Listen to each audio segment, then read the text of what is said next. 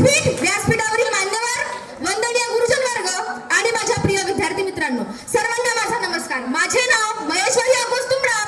मी वर्ग 11वी ची विद्यार्थिनी आज प्रजासत्ताक दिनानिमित्त आपले मनोगत व्यक्त करण्याकरिता इथे आलेली आहे. सर्वप्रथम प्रजासत्ताक दिनाच्या सर्वांना शुभेच्छा देते आणि आपल्या मनोगताला सुरुवात करते. ज्या मातीत बलिदानाचं पावित्र्य आहे, ज्या हवेत स्वातंत्र्याचा गंध आहे, ज्या आकाशात अभिमानाची उंची आहे आणि ज्या प्रत्येक हृदयात भारत नावाची ज्वाला पेटलेली आहे, आज त्या प्रजासत्ताक दिनाचा गौरव आज आपण इथे करत आहोत. हा दिवस म्हणजे केवळ एक सण नाही, हा दिवस म्हणजे केवळ एक समारंभ नाही, तर हा दिवस म्हणजे आपल्या अस्तित्वाचा, हा दिवस म्हणजे आपल्या ओळखीचा, आपल्या अधिकाराचा उत्सव आहे. कारण आज फक्त आपण झेंड फडकवत नाही, तर आपल्या स्वाभिमानाला उंचावर नेतो. आज आपण फक्त घोषणा देत नाही, तर आपल्या जबाबदाऱ्यांची जाणीव करून घेतो. आज आपण फक्त इतिहास आठवत नाही, तर भविष्य घडवण्याचा